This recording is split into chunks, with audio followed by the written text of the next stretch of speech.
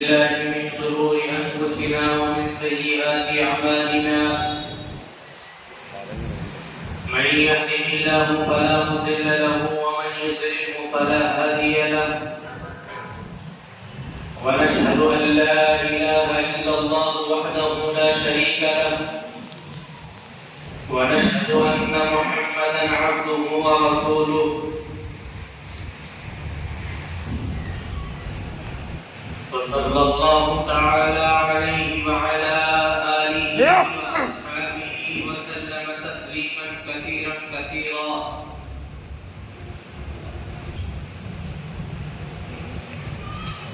أما بعد فقد قال الله تعالى أعوذ بالله من الشيطان الرجيم بسم الله الرحمن الرحيم إنا أنزلناه في ليلة القدر وما أدراك ما ليلة القدر ليلة القدر خير من 1000 شهر تنزل الملائكة والروح فيها بإذن ربهم من كل أمر سلام هي حتى مطلع الفجر. وقال تعالى في موضع آخر وعهدنا إلى إبراهيم وإسماعيل أن طهرا بيتي للطائفين والعاكفين والركع السجود. صدق الله العظيم.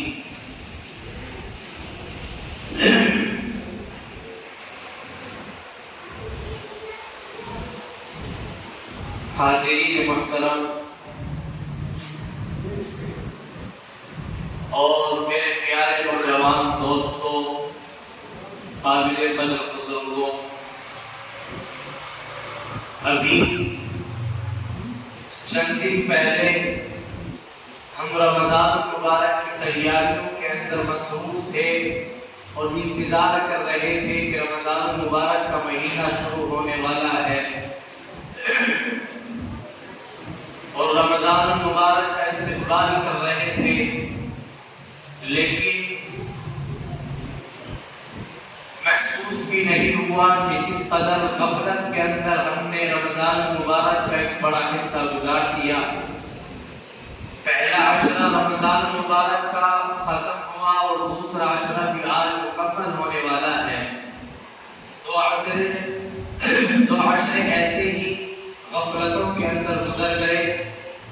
اور ایک حصہ باقی ہے، یہ بھی وقت کے گزرنے کے ساتھ مکمل ہوگا، لیکن ہم اور آپ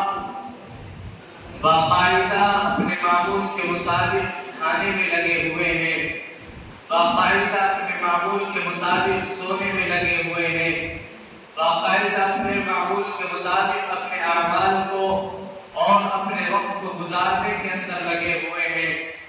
جس قدر رمضان المبارک کا اہتمام اور اس کی قدردانی ہمیں کرنی چاہیے تھی، ہم اس کو بھول گئے اور ہم نے اس کو چھوڑ دیا۔ لیکن اللہ رب العزت اپنے بندوں کے اوپر اس قدر مہربان ہے اور اس کی غفلت کو سمجھتا ہے۔ اللہ نے رمضان المبارک کا پورا مہینہ عطا کیا کہ اس پورے مہینے کے اندر اپنے رب کو راضی کرو، اس پورے مہینے کے اندر اپنے رب کی عبادت کرو اور اپنے رب کو منا لو، لیکن انسان غفلت کے اندر لگا رہتا ہے۔ تو پھر اللہ تبارک و تعالیٰ نے اس مہینے کے اندر کچھ ایسے مخصوص ایام رکھے ہیں کہ اگر آپ ان دنوں کی قدردانی کرتے ہیں اور ان دنوں کے اندر عبادت کا ذکر و اذکار کا اہتمام کرتے ہیں تو اللہ رب العزت آپ کو محروم نہیں رکھتے۔ اللہ رب العزت کی جانب سے آپ کو تمام راحتیں اور اللہ کی وہ تمام رحمتیں میسر ہوگی جو انسان کو ہونی چاہیے۔ انسان اس دنیا کے اندر لگا رہتا ہے، کام دھندوں کے اندر مصروف رہتا ہے، یہاں تک کہ غفلت کی چادر اس کے اوپر پڑ جاتی ہے۔ ایمان کی دولت اس کے پاس ہے، کلمہ بھی وہ پڑھتا ہے، نمازیں بھی وہ پڑھتا ہے، لیکن جو ایمان کا حقیقی مظاہر ایمان والے کو حاصل ہونا چاہیے وہ اس کو نہیں ہوتا۔ لہذا اللہ نے رمضان المبارک کے آخری عشرے کے سنت قرار دیا اور اللہ کے نبی علیہ السلام کی سنت کے اوپر اور آپ اللہ کے نبی علیہ السلام کے طرز کے مطابق ایمان والوں کو مکلف بنایا کہ تمہیں رمضان المبارک کے آخری عشرے کا اعتکاف کرنا ہے اور اللہ رب العزت کی رحمتوں کو حاصل کرنا ہے۔ لہذا قرآن کریم کے اندر اور حدیث مبارکہ کے اندر جگہ جگہ اللہ تبارک و تعالیٰ نے اعتکاف کی فضیلت کو بیان فرمایا اور حدیث کے اندر اعتکاف کے اندر بیٹھنے والوں کی فضیلت کو بیان فرمایا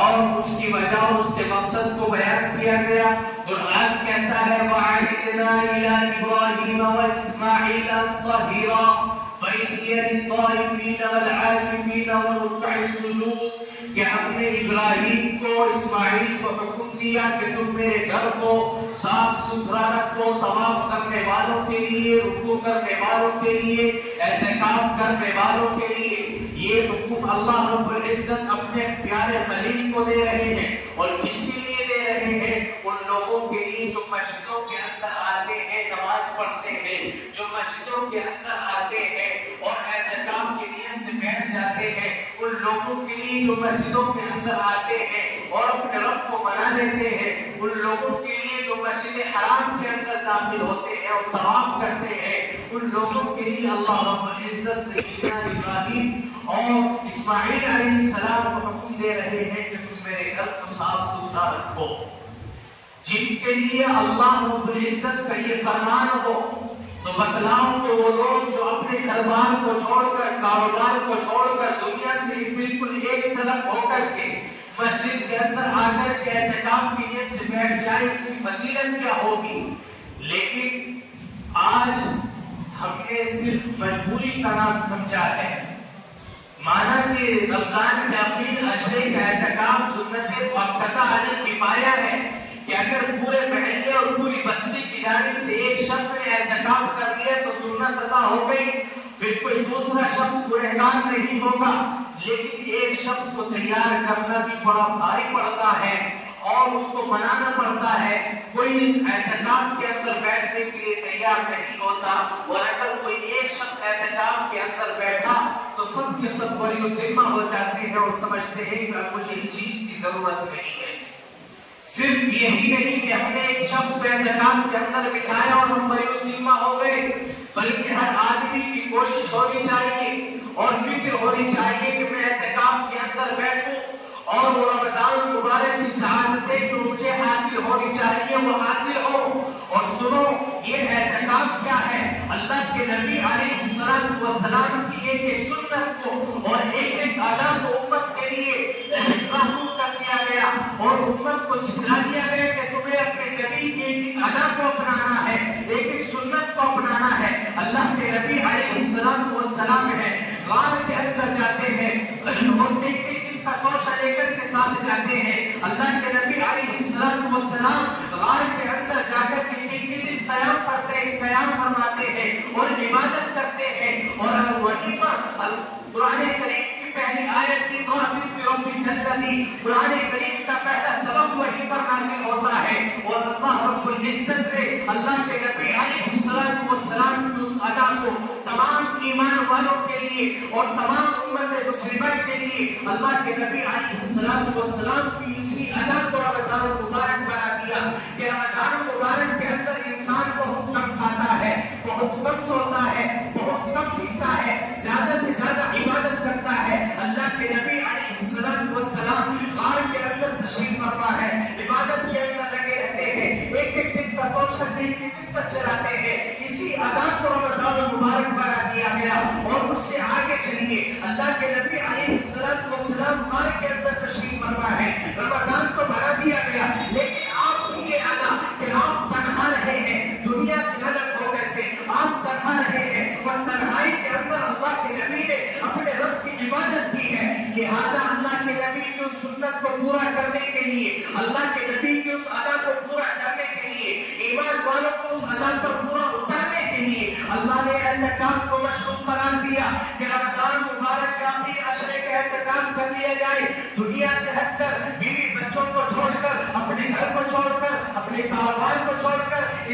مسجد کے اندر آتا ہے اور تصدیق کے لیے کونے کو پکڑ لیتا ہے، ایک گوشے کو پکڑ لیتا ہے اور اللہ سے بغور یہ کہہ رہا ہوتا ہے اے اللہ میں تیرے نبی کی سنت کو پورا کرنے کے لیے آیا ہوں، اے اللہ میں تیرے نبی کی اس ادا کو پورا کرنے کے لیے آیا ہوں، اس ادا کے اوپر چلنے کے لیے آیا ہوں کہ تیرا نبی غار کے اندر جاتا ہے، تنہائی کے اندر رہ کر اپنے رب کی عبادت کرتا ہے، میں اسی تنہائی کو حاصل کرنے کے لیے آیا ہوں اور اسی وجہ سے ایک کونا اس کو دے دیا جاتا ہے، کونے کے اندر دن و رات بھی اعتکاف کرنے والا اللہ کی عبادت کرتا ہے، اللہ کے نبی کی سنت کو پورا کرتا ہے، اللہ کے نبی کی اس ادا کو پورا کرتا ہے، اس وجہ سے اس اعتکاف کو سنت قرار دیا گیا ہے۔ لہذا ضروری یہ ہے، ضرورت اس بات کی ہے کہ ہم ایک آدمی کے اوپر نہ چھوڑیں بلکہ ہم سمجھیں کہ ہمیں ہر حال میں زیادہ سے زیادہ اعتکاف کرنا چاہیے اور زیادہ سے زیادہ مسجد کے اندر اپنے وقت کو گزارنا چاہیے۔ اور پچھلی پرانی امتوں کا طریقہ یہ تھا اور بہت سے مذاہب کا طریقہ یہ ہے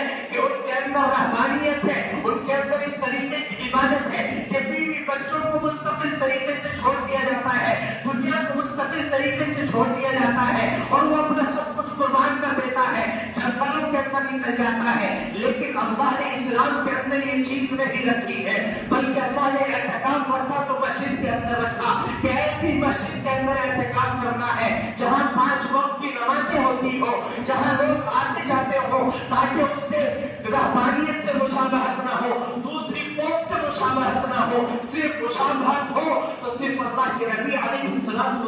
کی ادا سے مشابہت ہو، اللہ کے نبی علیہ السلام کی سنت سے مشابہت ہو۔ اس لیے رمضان المبارک کے آخری عشرے کے اعتکاف کو سنت قرار دیا گیا۔ اور یہ اعتکاف کیا ہے؟ اعتکاف کہتے ہیں روکے رکھنے کو، رک جانے کو، اور شریعت کے اندر اصطلاحی تعریف یہ ہے کہ انسان اپنے آپ کو گناہوں سے روکے،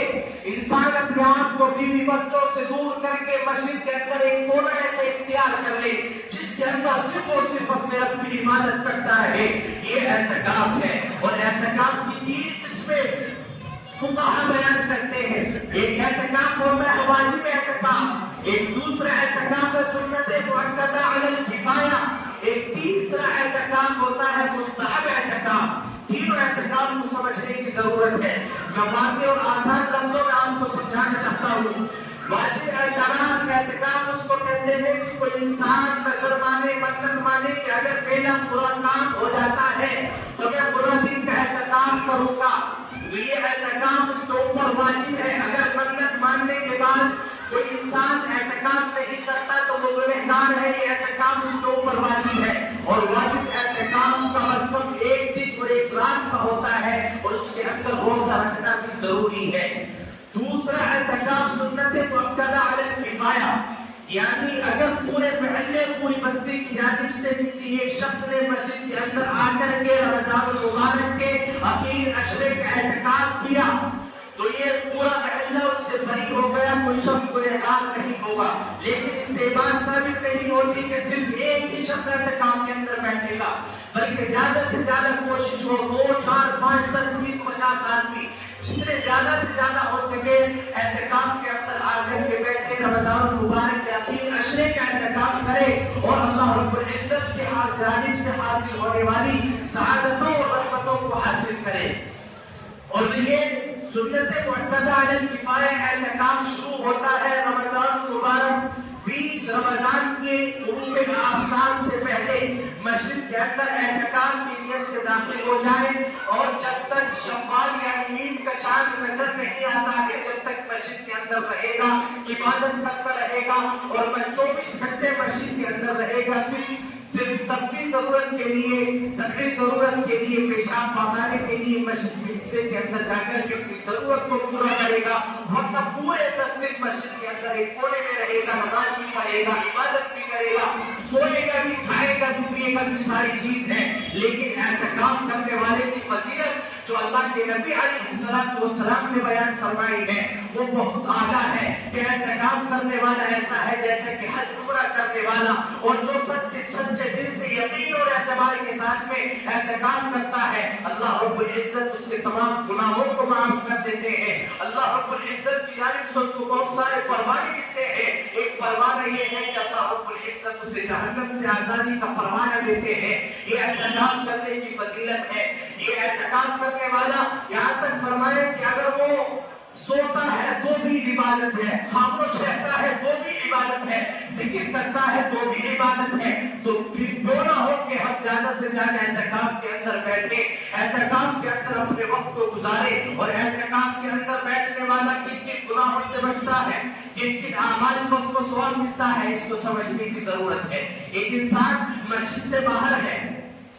بہت سے گناہوں کو انجام دے سکتا ہے. نظر سے بھی اس کے گناہ ہو سکتے ہیں, ہاتھ سے بھی گناہ ہو سکتے ہیں, پیر بھی اس کے گناہوں کی طرف چل کر کے جا سکتے ہیں. لیکن جب مسجد کے اندر اعتکاف کی نیت سے بیٹھ گیا, نہ تو وہ نظر کا گناہ کر سکتا ہے, نہ وہ ہاتھ کا گناہ کر سکتا ہے, نہ وہ اپنے پیروں سے گناہ کی طرف چل کر کے جا سکتا ہے. اور جب مسجد کے اندر ہے تو اس کی زبان بھی گناہ سے محفوظ رہے گی, اس کی زبان بھی غیبت سے محفوظ رہے گی, اس کی زبان بھی چغلخوری سے محفوظ رہے گی, اس کی زبان بھی بہتان سے محفوظ رہے گی. وہ تمام گناہ جو مسجد کے باہر رہ کر کے وہ کر سکتا تھا, مسجد کے اندر رہ کر کے اللہ رب العزت ان گناہوں سے اس کی حفاظت فرمائے گی. اور اس کے علاوہ کچھ اعمال ایسے ہیں کہ مسجد کے باہر رہ کر کے اگر انسان کرتا ہے تو اس کو ثواب ملتا ہے, لیکن اعتکاف میں بیٹھ کر کے وہ کام نہیں کر سکتا. مثال کے طور پر مریض کی عیادت ہے, اگر مسجد سے باہر رہتا تو مریض کی عیادت کرتا اور اس کو ثواب ملتا. اسی طریقے سے جنازے کی نماز پڑھتا اس کو ثواب ملتا. لیکن اللہ رب العزت فرماتے ہیں کہ یہ انسان اعتکاف میں بیٹھا ہے, اس نے اللہ کے لیے گوشے کو اختیار کیا ہے, یہ اللہ کے لیے کونے کو اس نے پکڑ رکھا ہے, صرف اللہ کی ضربے لگاتا ہے, کبھی قرآن پڑھتا ہے, کبھی ذکر کرتا ہے, کبھی نمازیں پڑھتا ہے, کبھی قرآن کی تلاوت کر رہا ہے. اللہ رب العزت کو اس کی یہ عطا اتنی پسند ہے کہ باہر رہنے والوں کو جو ثواب مل رہا ہے نماز پڑھنے کے اوپر, جنازے کی نماز کے اوپر, مریض کی عیادت کے اوپر جو ثواب باہر مل رہا ہے, اس انسان کو اعتکاف میں بیٹھنے والے کو مسجد میں بیٹھے اعتکاف کی حالت میں اللہ رب العزت وہ تمام ثواب عنایت فرماتے ہیں. یہ اعتکاف کرنے کی فضیلت ہے, اس لیے چاہیے کہ ہم اور آپ سب اعتکاف کرنے کی کوشش کریں. اور تیسرا اعتکاف وہ مستحب اعتکاف ہے. مستحب اعتکاف میں نہ وقت کی تعیین ہے اور نہ جگہ کی تعیین ہے کہ آپ ایک ہی مسجد کے اندر اعتکاف کریں گے, بلکہ جب بھی آپ مسجد کے اندر داخل ہو, خواہ 1 منٹ کے لیے ہو یا 10 منٹ کے لیے ہو یا نماز پڑھنے کے لیے آئے, اسی وقت آپ نیت کر لیں کہ میں اعتکاف کی نیت سے مسجد کے اندر داخل ہوتا ہوں. 5 منٹ یا 10 منٹ جب تک بھی مسجد کے اندر رہوں گا میرا اعتکاف ہے. جب آپ مسجد سے جائیں گے آپ کا اعتکاف وہیں پر ختم ہو جائے گا اور آپ کو اعتکاف کا ثواب ملتا رہے گا. واجب اعتکاف تو وہ کریں گے جنہوں نے منت مانی ہے. دوسرا اعتکاف ہر انسان کوشش کرے گا کہ اکثر زیادہ سے زیادہ ہم اعتکاف کے اندر بیٹھ جائیں اور اس 10 دن کا اعتکاف کر لیں. اور تیسرا مستحب اعتکاف ہر انسان نیت کرے کہ مسجد کے اندر جب بھی داخل ہوں گا اعتکاف کی نیت سے داخل ہوں گا کہ جب تک مسجد کے اندر رہوں گا اعتکاف کی حالت کے اندر رہوں گا. بات سمجھ میں آئی بھائی؟ لیکن اب یہ نہیں ہے کہ آپ اعتکاف کی نیت سے مسجد کے اندر داخل ہو گئے کہ مجھے نماز پڑھنی ہے, آدھا گھنٹہ مسجد کے اندر رہنا ہے, میں اعتکاف کی نیت کر رہا ہوں. اعتکاف کا ثواب ملے گا, لیکن اگر مسجد کے اندر آ کر کے چغلخوری کرو گے, مسجد کے اندر آ کر کے غیبت کرو گے, مسجد کے اندر آ کر کے کاروبار کی باتیں کرو گے, مسجد کے اندر آ کر کے بیٹھ کر کے ایک دوسرے کی باتوں کو بیان کرو گے, فلاں ایسے کر رہا ہے, فلاں ایسے کر رہا ہے, فلاں نے ایسے کر دیا, یہ اعتکاف کا ثواب بھی ختم, مسجد کے اندر آنے کا ثواب بھی ختم. اور اگر ہاتھ لگا تو نماز کا اعتکاف بھی, نماز کا ثواب بھی ختم. کیوں؟ اس لیے کہ آج ہم ثواب کے کام کم کرتے ہیں, گناہ کے کام زیادہ کرتے ہیں. جبکہ ہونا یہ چاہیے کہ ہم ثواب کے کام چاہے کم کیوں نہ کریں, لیکن گناہ کا کام کوئی ہم سرزد نہ کریں, گناہ کے کسی عمل کو ہم انجام نہ دیں. آپ نے کسی مجبوری کی وجہ سے روزہ نہیں رکھا,